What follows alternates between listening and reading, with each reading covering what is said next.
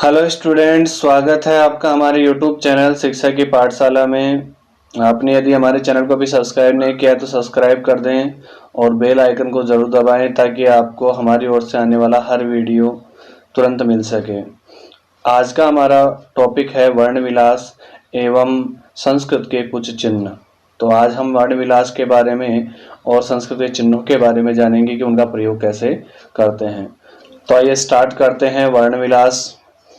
सबसे पहले इसकी परिभाषा देखते हैं कि किसी भी पद या शब्द में वर्णों को अलग अलग करके लिखना ही वर्ण विलास कहलाता है। अर्थात संस्कृत में पद होंगे, हिंदी में शब्द होते हैं, तो उन शब्दों में से स्वर और व्यंजन जो वर्ण होते हैं उनको अलग अलग करके लिखना ही वर्ण विलास कहलाता है। एग्जाम्पल से इसको समझते हैं। सबसे पहले एग्जांपल ले लेते हैं। गजह पद है हमारे पास, उसका वर्ण विलास करते हैं। तो देखिए शुरुआत करते हैं। पहला अक्षर जो आ रहा है वो ग आता है। ग के नीचे एक चिन्ह लगाया है मैंने, जिसका तात्पर्य संस्कृत में हलंत का माना जाता है। अर्थात संस्कृत वर्णमाला के टॉपिक में मैंने आपको स्पष्ट रूप से बताया था कि जब वर्णों की प्राप्ति हुई थी तो व्यंजन वर्ण जो थे बिना स्वर के प्राप्त हुए थे और उन व्यंजन वर्णों को इस प्रकार से हलंत करके ही लिखा जाता है। तो देखिए जहाँ पे कोई मात्रा दिखाई नहीं देती है और वो अगर व्यंजन वर्ण पूरा लिखा हुआ होता है, जहाँ पे कोई मात्रा दिखाई नहीं देती है और व्यंजन वर्ण पूरा लिखा हुआ होता है, तो इसका मतलब मान लीजिए कि उसमें अ स्वर मिला हुआ है। तो देखिए सबसे पहले हमारे पास ग आ रहा है, ग में कोई मात्रा दिखाई नहीं दे रही है, अर्थात इसमें अ स्वर वर्ण मिला हुआ है। तो देखिए यहाँ पे ग को हलंत किया, उसके बाद में उसमें से जो स्वर वर्ण था उसको बाहर निकाला हमने यहाँ पे अ, और उसके आगे देखिए इसमें आ रहा है फिर जय। तो जय के बाद में भी कोई मात्रा या दिखाई नहीं दे रही हमें, तो जय में मिला हुआ क्या है अ, और अ के बाद में भी देखिए विसर्ग आ रहा है तो विसर्ग को लिख देंगे। तो इस प्रकार से इसका वर्ण विलास हो जाएगा। नेक्स्ट देखते हैं सूर्य है। तो सूर्य में देखिए पहले सबसे पहले अक्षर आ रहा है हमारे पास स, उसमें मिला हुआ है उ। स के पास में मिला हुआ है उ। उ कौन सा है? दीर्घ उ है। देखिए तो दीर्घ उ मिला हुआ है।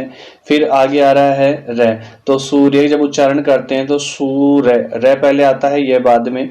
तो वो र जो आगे लगा हुआ है किसी स्वर पे बना हुआ है तो उसे हम पहले उच्चारण करते हैं तो उसको पहले लिखेंगे, उस र को लिख देंगे। र को लिखने के बाद देखते हैं यह में कोई मात्रा दिखाई नहीं दे रही है तो उसमें भी अ मिला हुआ है, तो उसके आगे क्या लिख देंगे हम? विसर्ग, अ लिखते हुए विसर्ग लिख देंगे। नेक्स्ट एग्जांपल लेते हैं। देखिए हरिण है। तो हरिण में भी है में कोई मात्रा दिखाई नहीं दे रही है तो है प्लस ए हो जाएगा। उसके बाद में देखते हैं हम र में रेस्व ई की मात्रा दिखाई दे रही है तो र हलंत लिखिए पहले और ई बाद में लिख दीजिए। फिर आगे ण आ रहा है तो ण में भी वही कार्य हमें करना है कि ण में जो अक्षर मिले हुए हैं ए और विसर्ग मिला हुआ दोनों को अलग अलग करके लिख देंगे और ण के नीचे हलंत का चिन्ह लगा देंगे। तो इस प्रकार से ये चलता रहेगा। अब आगे देखिए अध्यापक आ रहा है। तो अध्यापक शब्द में आप देखिए अध्यापक जो पद है संस्कृत का उसमें देखिए अध्यापक में अ आ रहा है तो अ का कोई इसका वर्ण विलास नहीं होगा, अ का अ ही रहेगा। फिर ध हलंत है तो हलंत ध लिख दीजिए। या आ रहा है तो या की जगह आप देखिए पहले ये लिखेंगे, आ की मात्रा आपको दिखाई दे रही है तो आ जोड़ देंगे। फिर प है उसमें कोई मात्रा दिखाई नहीं दे रही तो प हलंत करके उसके आगे अ जोड़ देंगे। फिर आगे देखिए क हलंत है और उसके बाद में जो है अ आ रहा है तो अ को लिखते हुए क हलंत लिखते हुए अ लिख देंगे और विसर्ग जोड़ देंगे। तो इस प्रकार से ये वर्ण विलास हो जाएगा। फिर आता है क्षत्रम। तो क्षत्रम जो अक्षर पद है उसमें देखिए पहला अक्षर आ रहा है क्षय, और क्षय के एक संयुक्ताक्षर है। हमने वर्णमाला के टॉपिक में पढ़ा था। यदि आपने अभी वर्णमाला का टॉपिक नहीं पढ़ा है तो उसे आराम से वहां से देख सकते हैं आप कि किस प्रकार से ये क्षय बना हुआ है। तो देखिए वर्णमाला के टॉपिक के अनुसार हमने देखा था कि क्षय दो अक्षरों से मिलकर के बनता है, क और क्षय से, क और स से।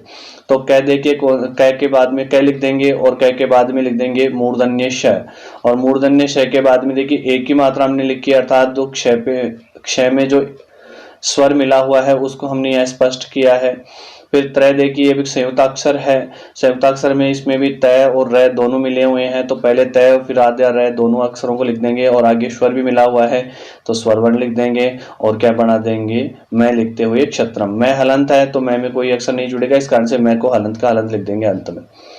फिर आता है अपने ज्ञानम। तो ज्ञानम में देखिए आप जो संयुक्ताक्षर है यहाँ पे भी एक संयुक्ताक्षर का प्रयोग किया गया है, और ये संयुक्ताक्षर जो है हमने वहां पे स्पष्ट किया है उस वर्णमाला में ही कि जय और य के मिलने से ज्ञ बनता है, लेकिन इसमें मात्रा जुड़ी हुई है आ की, तो जय और य यही संयोग होना चाहिए इनका, इसी प्रकार से कर्म होगा। आगे आ मिला देंगे तो क्या बनेगा ज्ञा, और इसमें आगे हम अक्षरों को जोड़ते हुए आगे चलते हैं। तो देखिए न आ रहा है ज्ञानम का, तो ज्ञानम का न हलंत लिख देंगे, उसमें मिला हुआ ए लिख देंगे, और मैं हलंत आ रहा है तो उसको हलंत के रूप में लिख देंगे, तो क्या रूप बन जाएगा ज्ञानम।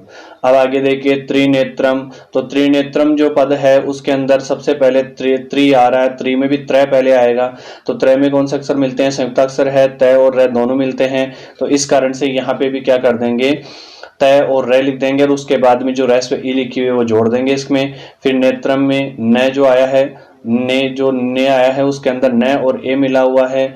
आगे देखिए फिर त्रय आ रहा है वापस से, तो त्रय को वापस से लिख देंगे, और आगे उसमें ए मिला हुआ है तो ए लिख देंगे, और हलंत मैं को लिख देंगे। तो इस प्रकार से ये जो है त्रिनेत्रम का कंप्लीट कार्य हो जाएगा। तो इस प्रकार बना देंगे।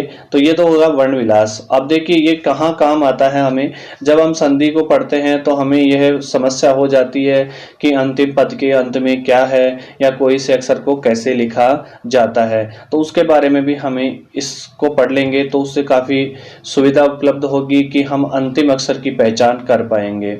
अब आगे का हमारा टॉपिक है इसी में चिन्ह और उनके उच्चारण, कि जो कौन कौन संस्कृत में कौन से चिन्ह होते हैं और उनका उच्चारण कैसे करते हैं, तो उसको भी हम समझते हैं। सबसे पहले आता है ये दो डॉट वाला, जिसको हम संस्कृत में क्या कहते हैं, विसर्ग कहते हैं, और ये चिन्ह जो है पदों के अंत में जुड़ा हुआ होता है, और इसका उच्चारण है वर्ण की ध्वनि के समान ही होता है, जैसे किसी भी अक्षर के या किसी भी शब्द में लगा होता है। जैसे हमारे पास है राम है, तो राम है में देखिए राम जो है वो एक शब्द है और उसमें विसर्ग लग गया, प्रथम व्यक्ति का रूप बन गया, तो यहाँ पे क्या रूप बन गया, राम है। तो देखिए हम विसर्ग का उच्चारण कैसे कर रहे हैं, है की तरह करें। कृष्ण है, सुरेश है, अंत में विसर्ग लगा हुआ है, इस कारण से इनका उच्चारण है के समान हम कर रहे हैं। आगे इसके बाद में आता है अनुस्वार। अनुस्वार के चिन्ह के लिए अक्षर के ऊपर जो होता है एक डॉट लगाया जाता है, जिसको हम अनुस्वार कहते हैं। तो यहाँ पे देखिए हम इसके परिभाषा को समझते हैं कि यह चिन्ह शब्दों व पदों के अंत में जुड़ा हुआ होने पर इसका उच्चारण में होता है, परंतु बीच में जुड़ा हुआ हो तो इसके बाद में यदि पै वर्ग का अक्षर हो तो मैं, तथा तय वर्ग का अक्षर हो तो न का उच्चारण होता है। देखिए इसको एग्जाम्पल से समझते हैं।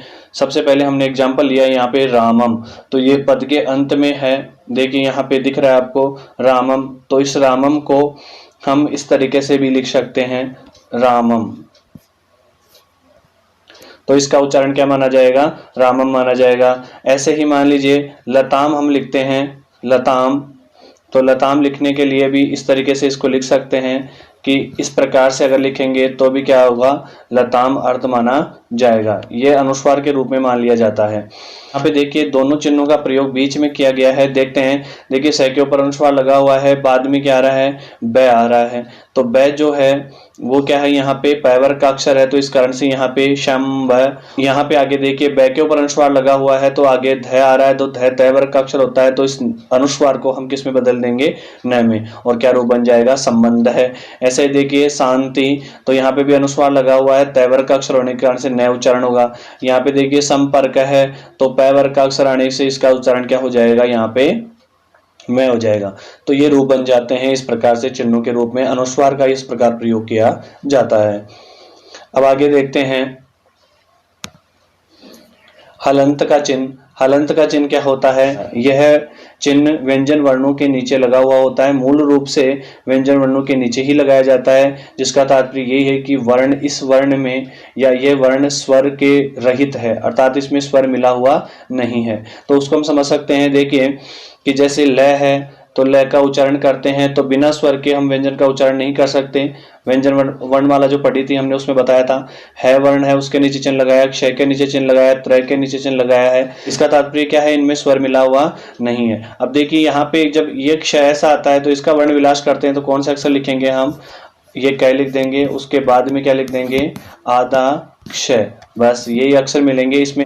तो इस प्रकार से ये हमारा आज का जो टॉपिक है वो कंप्लीट हो जाता है। आशा करता हूँ आपको ये वीडियो पसंद आया होगा। वीडियो पे कमेंट करें, लाइक करें और शेयर करें। तो मिलते हैं अगले वीडियो में। Thank you.